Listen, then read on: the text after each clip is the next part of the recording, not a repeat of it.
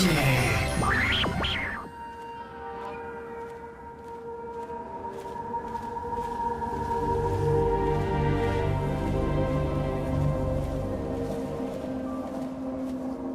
Pete Hines from Bethesda Softworks, makers of Fallout 3.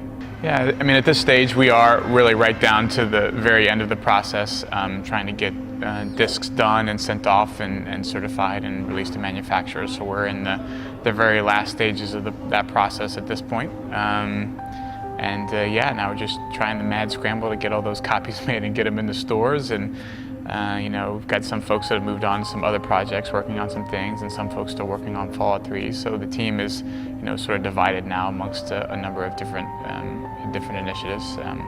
In terms of how we expect people to react to it or approach it, you know, I don't know how much it depends on whether or not you've played Fallout, whether you've played the Elder Scrolls, whether you haven't played any of them. You know, I do think that we're going to get all of the above playing Fallout 3. I think we'll get folks that played the Elder Scrolls and like the stuff that we've done in that series and want another big sandbox type of game. I do think we'll get folks who maybe played Fallout and loved Fallout, and whether or not they also played the Elder Scrolls or not is changes from person to person. But you know, hopefully we've made a game that they can be excited about, finally getting to play another Fallout game, and something that will appeal to them. And then I think there are folks who either play both or haven't played any of the above, who are coming to this sort of fresh for the first time and are drawn to Fallout 3 by something else they see, that the graphics or the action, or, you know, we never really care what it is. We don't ever say, well, unless you like these features, you're not allowed to play our game. We don't really care. Yeah, it doesn't actually, you know, the current scale of the game is not really what we had envisioned to start. I think we actually envisioned the game would be smaller when we first drew it up, but we're very careful about never being slaves to anything we write down. You know, we write it down and get ideas, but then, you know, we say, like, just get it in the game and we'll see how it feels. It may be too big, it may be too small, and we ended up making the game bigger than it was just because we felt like we needed to flesh it out, add more stuff into it, more locations in between, make the world feel more dense.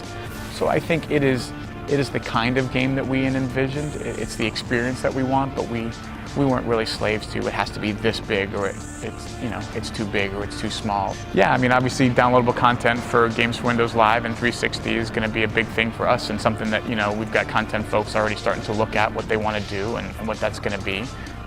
Because, you know, content has been done in the game for some period of time now, and since we're, you know, at this stage really close to being done and getting it off to manufacturing, they've started to work on those things and think about those things. You know, obviously there is in game development always the unknown, that it's one thing to have, you know, hundreds and hundreds of people test it, but it's another to have millions and millions of people playing it, and so certainly we'll be supporting it. You know, we at some point would still like to revisit the idea of having mod tools for the PC version like we have for some of our previous games, and hopefully getting some people to free up their time so they can look into the possibility of doing that. So Fallout 3 will be on store shelves October 28th for Games for Windows, Xbox 360, and PlayStation 3.